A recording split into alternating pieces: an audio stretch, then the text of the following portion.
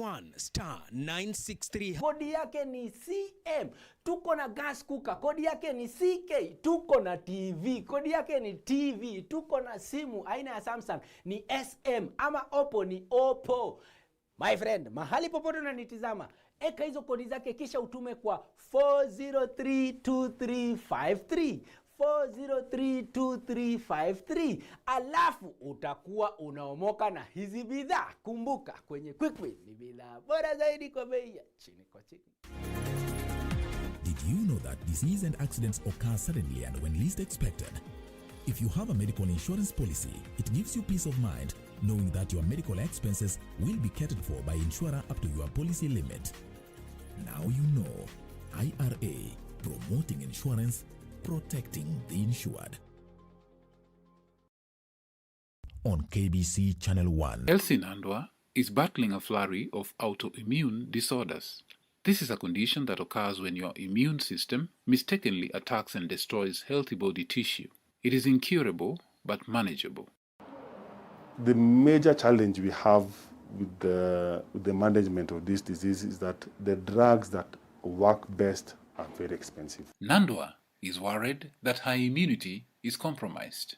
The infliximab itself, it's an immunosuppressant, so my immune is very low. So I'm not supposed to be lousy, walk around in matatus, because I'm at risk of getting the COVID-19. Tonight on KBC Channel 1. Daddy, our school is putting on a football match. Don't interrupt me. I've been waiting for this all year. Daddy, is it your birthday? What birthday are you talking about? I hope you and your father can get along. Your mother always wanted that. Uncle, promise you'll not tell Hugo about this. Okay. It's our little secret. Your shoes are so ugly. My classmates will all laugh at you. What do you mean? What do you mean? Are you embarrassed of me, huh? What? Next on. Kuna mashakili mengi katika dunia hii, atuondole. Kuna COVID-19 ya corona, ndo hiyo. Kuna shida, kuna maradhi, pesa imekosekana, maisha yamekuwa ni magumu, kila mmoja analia.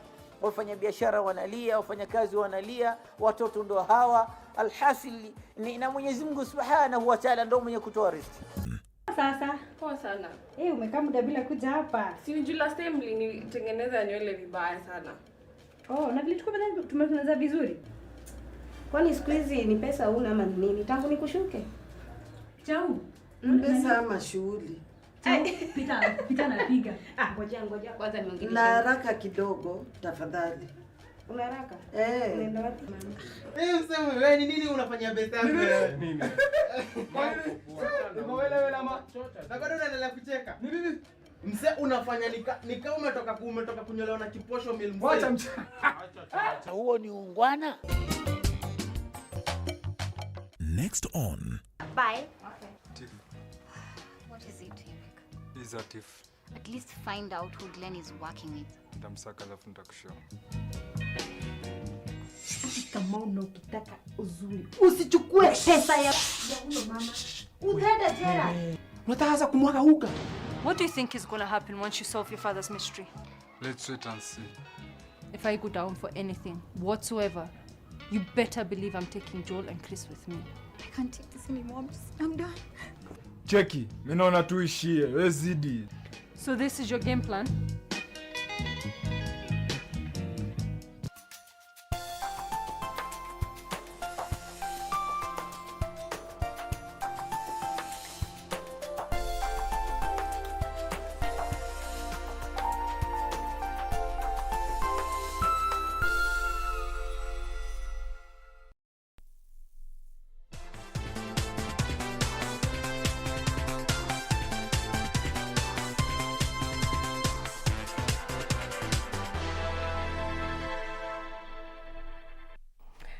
Good afternoon. Thank you for keeping it KBC Channel 1. This is the lunchtime news on the 27th day in the month of May 2021, the day the country has set aside for national prayers.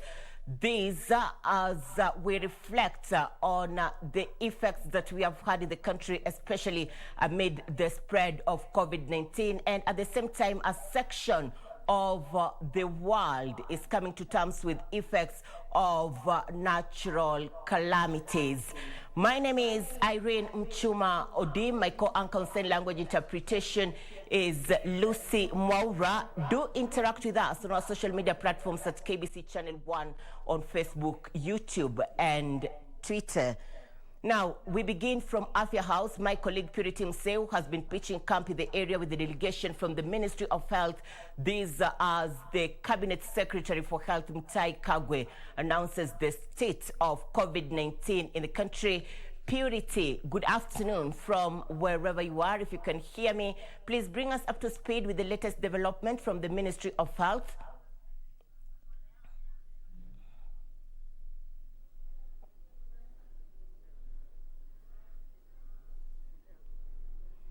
Good afternoon to you. The Cabinet Secretary for Health, Honorable Mutahi Kagwe, did address the media a few moments, and he confirmed that the country has confirmed 3 different variants of COVID-19, the one first detected in India, and the one from the UK, and the third one that was first detected at South Africa. And so far, Kisumu County and Mombasa County, Kilifi counties have shown some signs of community transmission of at least the South African and the UK variants, and therefore putting Kenyans on the spot and urging them to remain vigilant, because these variants are being described as dangerous ones. And from that, of course, the Ministry of Health says that these variants were detected after genetic sequencing that happened after a meeting with experts from both the Center for Disease Control and also infectious disease experts around the world. And therefore, they are saying that they are urging county governments to just ensure that they ramp up, especially oxygen supply in their hospitals, because we may not know what will happen moving forward. And the 3 counties, of course, reporting cases so far, and they have said they will continue to discuss and see whether there is need for more measures to ensure that the counties that are yet to report these new coronavirus variants are not affected. But for now, they continue to urge Kenyans to specifically put on the mask and socially distance, as well as stay at home if possible, and continue to wash hands.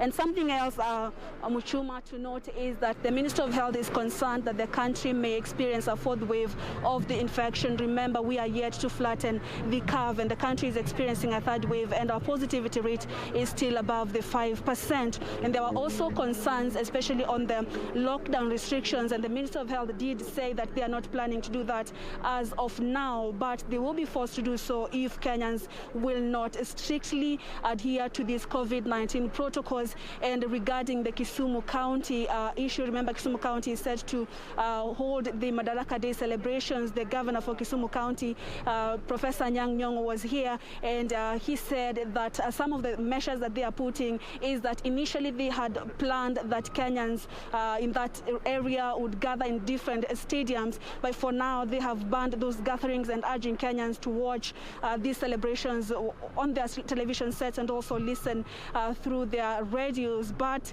he did confirm that the celebrations are still on, and the head of state will be expected at the Jomo Kenyatta Stadium. But he says that the guests now who will be attending that have, because the stadium has a capacity of about 30,000 people, but they said now only 10% of the people will be attending that, and only the invited guests. Actually, you're supposed to come with your card before you could attend that particular event, Irene. And of course, something important to note is that the vaccination again will stop. The first doses of vaccination, the Minister of Health has said that it's stopping today, and from tomorrow they'll begin giving Kenyans who received the first Kenyans who are healthcare workers who received the first jab in March, that they will be receiving their second jab. And the Health Cabinet Secretary also said that we expect more doses, especially the Johnson & Johnson, and we will be now now administering Kenyans with multiple vaccines, and therefore for now we have about 172,000 doses of AstraZeneca. Tomorrow, the head of the vaccination program, Dr. Kwale, has said that we will be receiving about 72,000 doses from doses, and this will add to the already 100,000 doses that we have, and this means that now about 172,000 Kenyans will receive their second doses beginning tomorrow. And of course, we will be keen to know especially how Kenyans will be receiving this, and how many Kenyans have received these alerts from the Ministry of Health that they now are due to receiving their second dose of the vaccine. Muchuma, is back to you in studio. Thank you, Purity. Good to have you. Purity Mseu reporting live from Afya House, and she will be bringing us up to speed with latest developments in matters regarding health, and also compile for us news items in our subsequent bulletins. In other news, a section of leaders from West Pokot and Elgeyo Marakwet has called for peaceful coexistence among communities living in the restive region. The leaders who convened a peace meeting with locals at Chesagon border said the unending conflict has brought untold suffering to many and stagnated development in the region. The leaders said everything must be done to ensure bandits are driven out of the region. Leaders from West Pokot and Elgeyo Marakwet are using dialogue to silence guns and ensure arrows remain in their quiver. Such peace meetings have been convened in the past, but at this particular one, the names of perpetrators of violence were read to all and sundry. Area leaders led by Sigor legislator Peter Lochakapong called for peace among locals, though remaining firm on the need to push out those that are fanning tribal animosity. Ilitokea kwamba wale ambao wanasumbua watu katika sehemu hili watu wachache, na hao wachache wanajulikana. Ndio tukasema hii watu wajisalamishe, wawache mienendo hizi na waweze kutembea barabara moja na amani na watu. Kama hawawezi, tumepeana hii majira kwa serikali na tunataka kupeana kwa DCI, hao watu waweze kutafutwa na watolewe katikati ya watu. Marakwet East MP Kangogo Bowen called on the security team in the area to be proactive and respond in time to banditry attacks. Tumeweza kufika hapa ili tuweze kuambia watu wetu wasikuwe na wasiwasi. Wasikuwe na wasiwasi, ile amani tumekuwa nayo karibu miaka miwili. Tuendelee kuwa na amani, tuendelee kufanya biashara, tuendelee kufanya shughuli zetu. Wale wachache ambao wameanza ukora tayari tumepata majina yao. Locals from both communities said there is need to put more effort into restoring peace in the area. Dawa hii kasi yote mwishi wa ng'ombe, Wapokot sio wezi wote, Wamagwa sio wezi wote. Mwishi ni mtu mmoja, na kama serikali wanaingilia kati, wakisikia wameipa ng'ombe ya pande ya mapandile wakuje haraka. Residents from both sides had expressed concern over renewed banditry and cattle rustling activities in the area. Now, transport along Kangundo Road was paralyzed on Thursday morning after angry bodaboda operators blocked the road protesting the killing of their colleagues by suspected criminals. The riders say they have in recent months become an easy target for thugs masquerading as clients who end up killing their colleagues and stealing their motorcycles.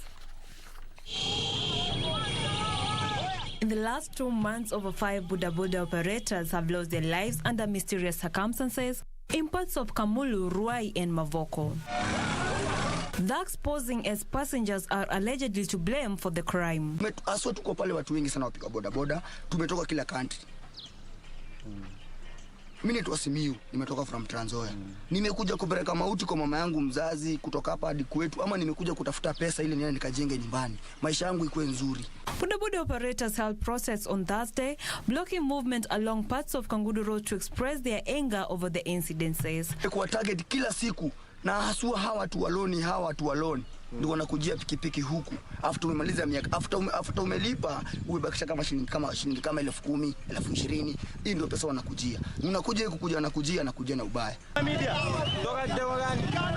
The riders are accusing the police of laxity in efforts to bring culprits to book. The riders are calling on the police to rein in on the runaway insecurity. Ile kitu yenye ningeomba, na hiyo ndio imefanya wakaaji ama waendeshaji wa bodaboda Kamulu wakasirike na wawe na ile hasira zaidi ya kufunga mpaka barabara, ni kwa sababu kuna wezi ambao walikuwa wameshikwa Githurai. Tukaenda kule Githurai kudemand tuwaone, juu tulisikia kuna mmoja ametambulika ambaye ni wa huku, of which bado tulikatazwa kumuona na usiezi wa kule, akatuambia atatuletea.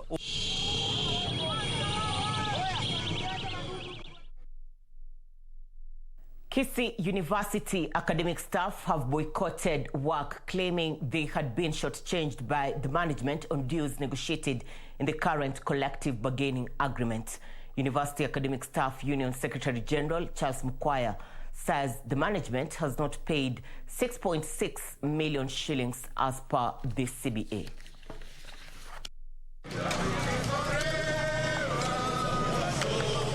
According to the University Academic Staff Union Secretary General Charles Mukwaya, the money released in a tranche from Treasury should have been paid to the staff by June 2020 and not later, as claimed by the KISII University management. Mukwaya questioned the source of funds for hefty allowances given to the university's top-level managers when the staff have not been remunerated accordingly. We are behind you. We support you and paralyze any activities of the university that may be going on. Be patient, students. Let the workers in this university get their rights respected, and then they'll come and issue exams and continue teaching you. WASU KISII University Chapter Secretary Dr. George Obima accused the management of purporting to renegotiate the collective bargaining agreement, terming the move illegal. For the past almost 3 months, we have been telling them this money belongs to the people. This money belongs to the dons who were given this money. They have been taking us round circles. Finally, when we were almost napping them, they said, now we are going to pay. Then all of a sudden, we go into the negotiation room where we are the local implementation committee. We are given, addressed down. We are told this is what you must take. It can never be.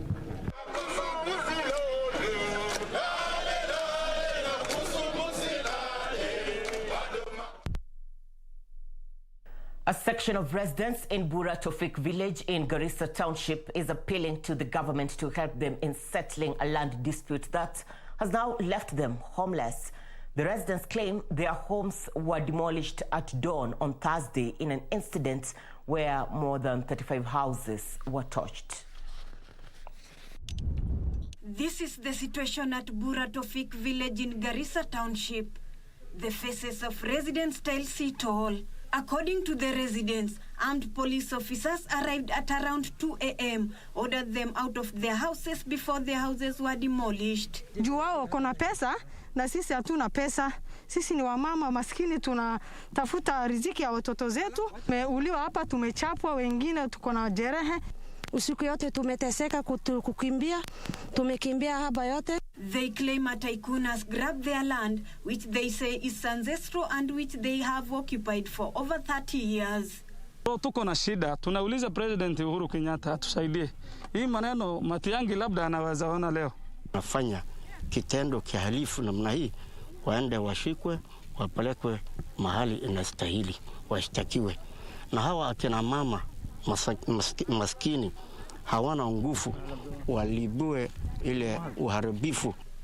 The Aulian community leader Sultan Hamoud Sheikh regretted what he termed as security officers taking sides in the dispute. 12 wakiniambia manyumba zao zimevunjwa unknown people. Although they are suspects. Karibu nyumba 30 na kitu zimevunjwa. Garissa Deputy County Commissioner Bernard Ole Kipuri said that the matter is under investigation. Tunachunguza na by the end of the day tutakuwa na majibu. Tutajua ni nani alifanya hivyo. Kwa sababu waliolalamika hawakusema ni nani alifanya hivyo. Walisema walikuta tu nyumba zao zimebomolewa.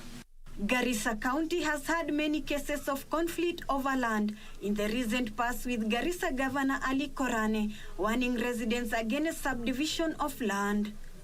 Ruth Wamboy for Channel 1 News. Thank you, Ruth, for that report. In other news, the National Assembly Special Funds Committee has called for regular disbursement of funds to the Constituency Development Fund KISII to speed up the implementation of development projects.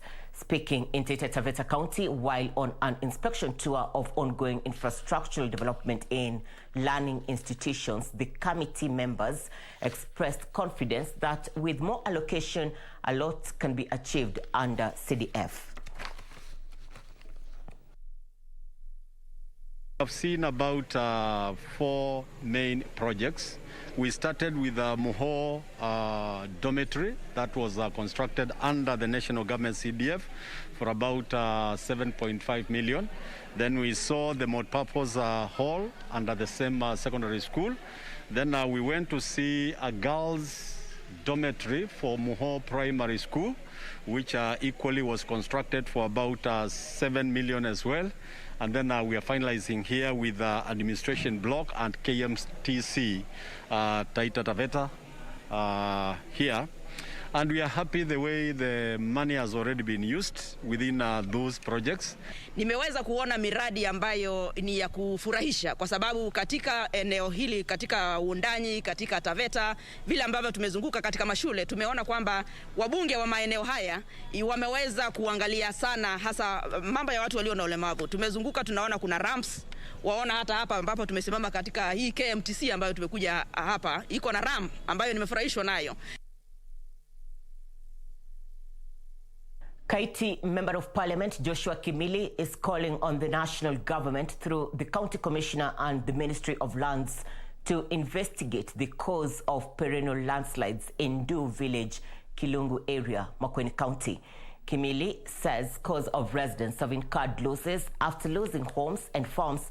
The legislator made the plea after the Kenya Red Cross Society donated food, tents, beddings, and mosquito nets to tens of families affected by the recent landslide in the area.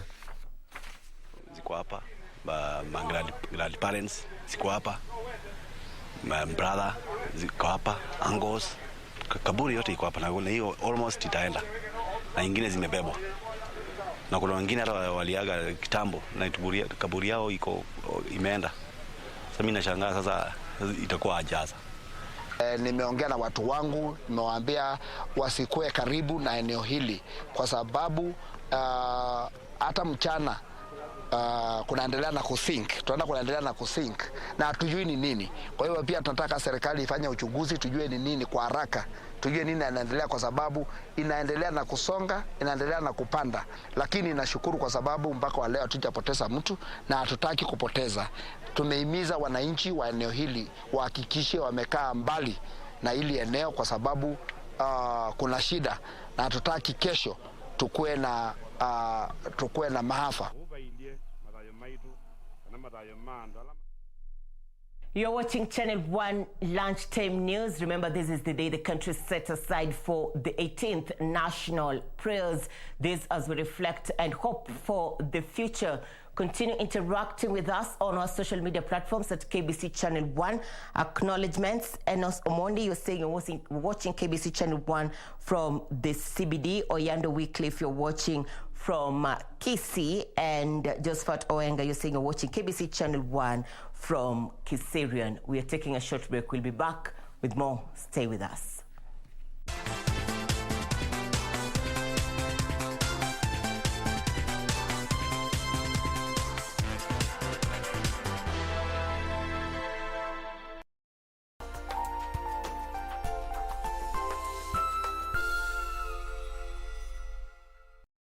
Je, umeomoka? Kama hujaomoka kwenye QuickBin ndio mambo yote. Hapa tuko na fridge, kodi yake ni CM.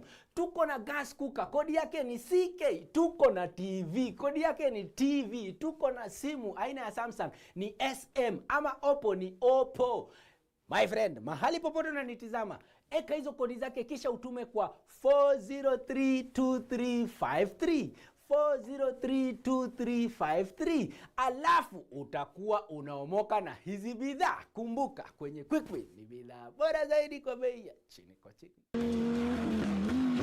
The greatest rally in the world is back in Kenya. Catch all the action of WRC Safari Rally live and exclusive on KBC Channel 1 from 24th to 27th June. See the world's best drivers navigate their machines on Kenya's rough terrain at breakneck speeds. Experience the thrills, adrenaline, drama and excitement as man and machine do battle. Don't miss out. WRC Safari Rally, live and exclusive on KBC Channel 1, your true sports partner. Tonight on KBC Channel 1. Elsie Nandwa is battling a flurry of autoimmune disorders. This is a condition that occurs when your immune system mistakenly attacks and destroys healthy body tissue. It is incurable but manageable.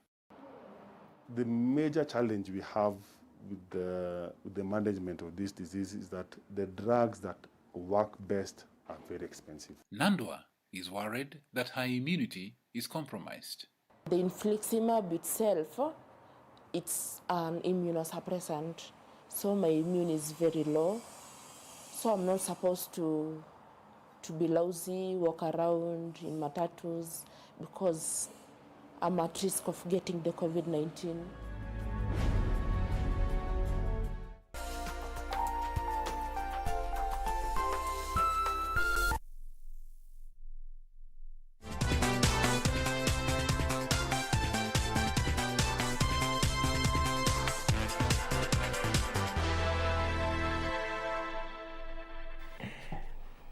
Thank you for staying with us. Welcome back to the Lunchtime News.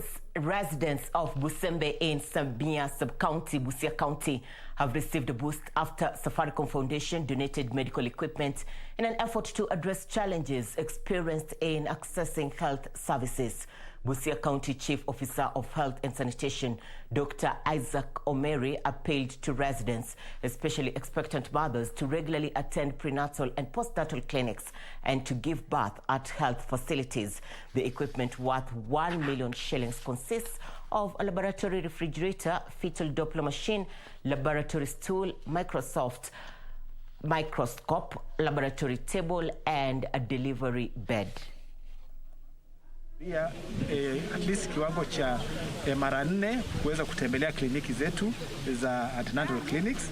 Hiyo ndio kwa mwito kwa vile inavyohitajika. La pili, tunahitaji kwamba akina mama wote wanapojifungua waweze kujifungulia katika hospitali, waweze kuzalishwa na yule mtu ambaye amehitimu.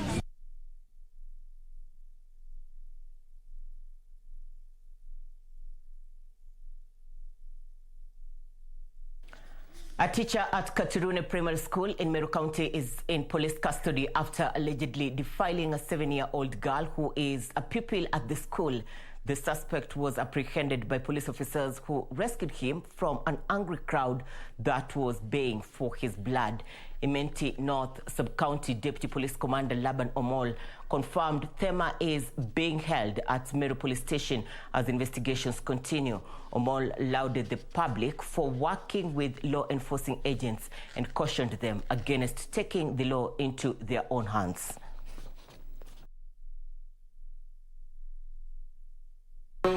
Asubuhi mwalimu aliendewa na akaletwa kwa police station awe charged. Pia tunapongeza wananchi kwa kupeana report kama hizo, kama hiyo sana sana ya leo, sababu si mara mingi tumepokea hiyo report.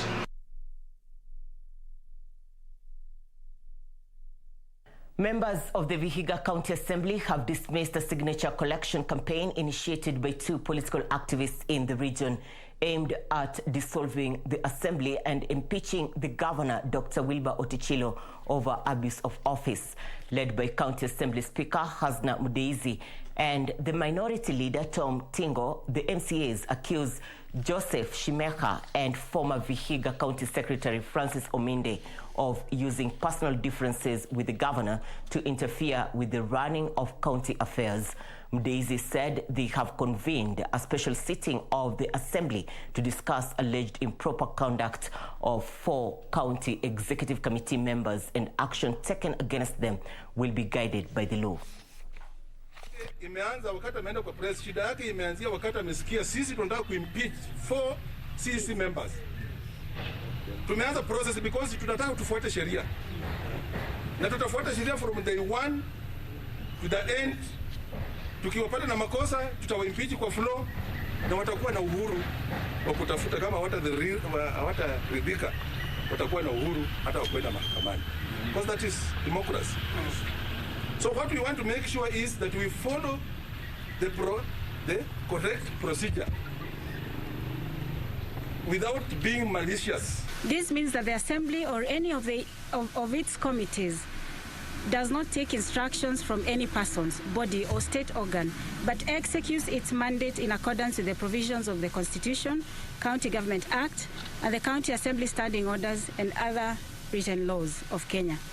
The Leader of Majority moved a motion to establish an ad hoc committee to investigate the unrest and payments of health workers, the issue of ballooning wage bill, pending bills owed to contractors and suppliers, among other issues that are of concern to the county government of VIHIGA.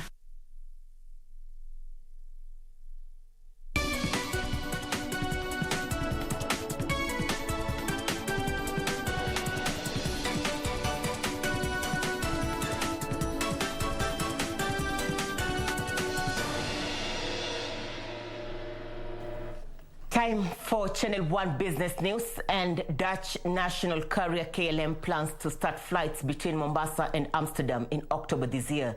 The development is likely to boost the struggling tourism industry at the coast, which has been battered by the COVID-19 scourge. KLM says the flights mainly target leisure travelers to the coastal region.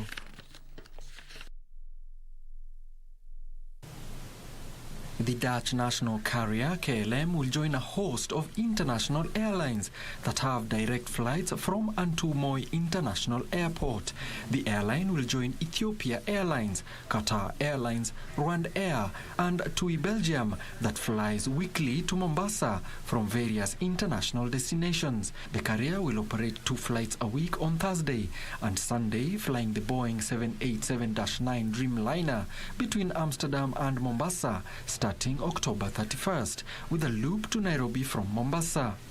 KLM General Manager for East Africa, Athadia Fentala, said the flights to Mombasa will mainly target leisure travelers to the coastal city. KLM says the rising number of tourists visiting Mombasa signifies the growing interest in the unique experiences the coastal city has to offer. The coastal region, which relies mainly on income from tourism, has been severely affected by low visitor numbers to the region due to COVID-19 pandemic. As of February this year, Jomo Kenyatta International Airport and the Moi International Airport saw a total of 35,052 arrivals compared to 120,000 arrivals during the same period last year. The development comes as Tourism Minister Najib Balala said Kenya will rely on charter flights to boost tourism numbers. KLM is also banking on the increased trade between East Africa and the European Union to attract more passengers. Passion fruit farmers have been encouraged to start growing the yellow passion fruit variety to easily access international markets. According to the Kenya Agricultural, Livestock and Research Organization, the yellow variety is fast maturing and high-yielding drought, disease and pest resistance, cutting production cost by half. According to the Kenya National Bureau of Statistics, Kenya produces approximately 55,300 metric tons of passion fruits annually, valued at 1.9 billion shillings. However, players in the industry say passion fruit production per hectare in Kenya remains low due to poor crop husbandry. Experts say demand for the fruit has surged on the international markets during the COVID-19 pandemic period. Kenya Agricultural, Livestock and Research Organization says the purple passion fruit, traditional grown in the country, has seen yield drop over the years, limiting access to major international markets due to phytosanitary requirements, especially in Europe and Chinese markets. If you have the varieties and the pests and diseases are not addressed, production would go very low and the yields will be very minimal. So the economic importance of passion fruit farming will not be felt. The European Union funded project will see farmers in high passion fruit potential areas access quality seedlings to increase their yields. And when you give a farmer a clean seed through this partnership that we are having with the markup, they'll be able to plant in a big acreage. They are going to get maximum profit from that and even empower the country in terms of economic gains, because these passion fruits again will be exported to Europe. They'll go to the industry in the production of juice. The fresh market will be getting fresh fruits. The nutrition capacity of Kenyans will be enhanced. The project is part of a 474 million shillings market access upgrade program aimed at improving fruits, beans, nuts, herb and spices value chains to increase farmers' earnings. Benson Global reporting for Channel 1 Business. Pastoralists have been urged to embrace the use of biogas for cooking and lighting in order to reduce over-reliance on wood. Swedish Minister for International Cooperation Per Olsson Frid says biogas is cheaper and environmental friendly compared to biomass. Kenya plans to eradicate the use of dirty fuels by the year 2030 and has rolled out various community projects to increase the usage of clean cooking technologies. The Swedish International Development Agency has distributed biogas units to more than 200 pastoralist households in arid and semi-arid areas in the country. More opportunities in this land that is so rich if we learn to take care of it the right way. And I think you have shown us during the day and here that if you give people a chance, we are committed to save our planet and create opportunities for ourselves. Today, the Minister of Environment they launched 60 units, and this has a lot of impact on the environment in terms of reducing distance that women walk to go fetch for firewood to be used for cooking and lighting. The projects have been undertaken in Samburu and Marsabit counties and are being implemented by a consortium of organizations such as NRT, World Vision and the Stockholm Research Institute. Nashukuru hata SIDA kwa sababu ya kuungana na NRT kwa sababu ile pesa ambayo inakuja kwa NRT inaweza kushughulikia wamama kwa amani. Some of the projects include Ujuzi Manyatani, where young people from pastoralist communities are trained on various life skills to enable them offer services and earn a living. It's targeting about 1,500 youth, boys and girls who had no opportunity to access this vocational training because they haven't gone to school. And so looking at giving them immediate skills like masonry, welding. However, one of the most successful projects has been the Biogas Clean Cooking Initiative, which promotes clean energy technology. Alan Aoko, Channel 1 Business. Across the borders, U.S. Trade Representative Catherine Tai and China's top trade negotiator, Vice Premier Liu He, held trade talks in their first virtual meeting yesterday under Biden's presidency. Both discussed the importance of the trade relationship between the two countries. Details of this and other stories in our international business roundup. The Office of the United States Trade Representative said that Ms. Tai and Mr. Liu discussed the guiding principles of the Biden-Harris administration's worker-centered trade policy and her ongoing review of the U.S.-China trade relationship. A bitter trade war under former President Donald Trump saw tariffs placed on a range of goods traded between the U.S. and China. President Biden has insisted that existing tariffs will be kept in place for now as he looks to boost the U.S. economy, which was hit hard early in the coronavirus pandemic but is now recovering. China was the only major economy to see its global trade grow last year as it became the first big country to emerge from the pandemic. Sales of Chinese-made goods have soared around the world. Elsewhere, Morgan Stanley is closing its Indonesian onshore institutional equities trading business. The onshore Indonesian equities business was opened in 2012 following an announcement by Morgan Stanley's CEO James Gorman in November 2011 while he was visiting Jakarta. Morgan Stanley said today that its research coverage will also be provided offshore from Singapore, but added that PT Morgan Stanley Securities Indonesia will continue to serve the investment banking clients onshore.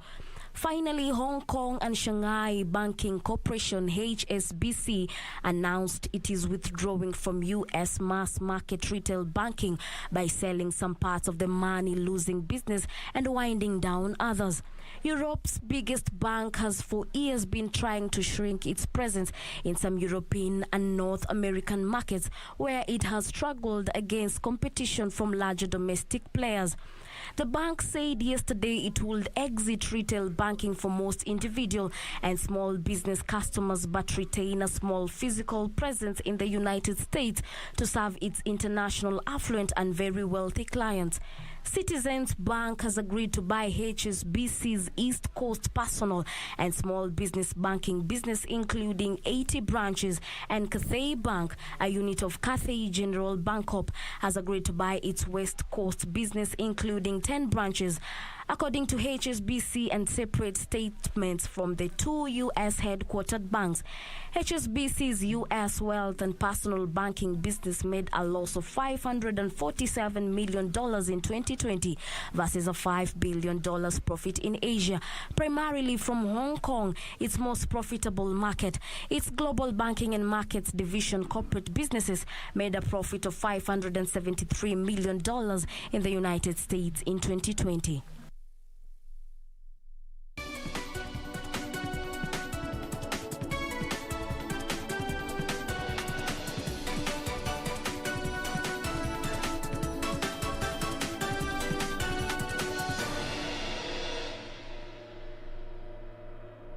Before we move to sports news, let's get back to some news making headlines in the local scene.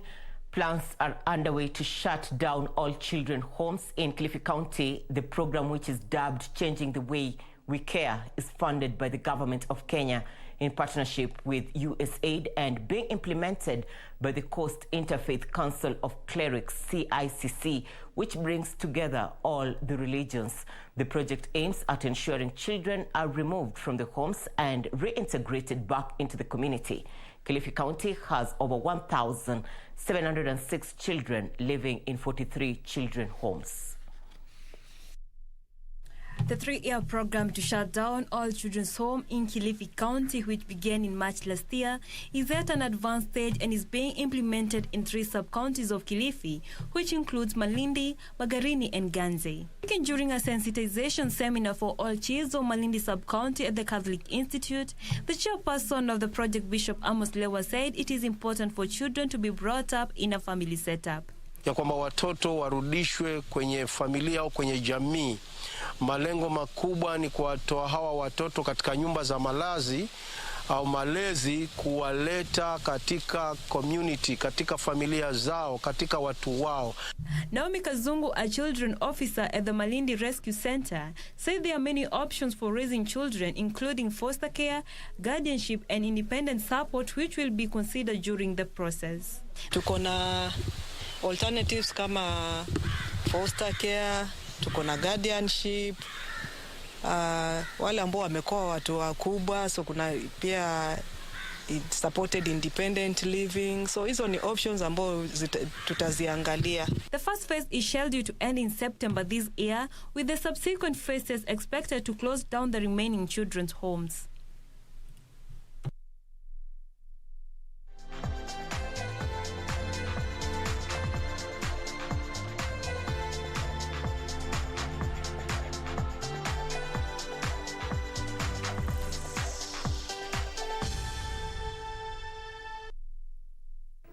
Time for sports news, and manager Ole Gunnar Solskjaer accepts this season has not been a success for Manchester United, but believes his squad has the right characters to do better next time. United lost to Villarreal in the Europa League final last night after David D. Sports kick was saved in an epic shootout. The Red Devils finished second in the Premier League but has not won a trophy since 2017, while the win handed Villarreal a first major trophy in their 98-year history.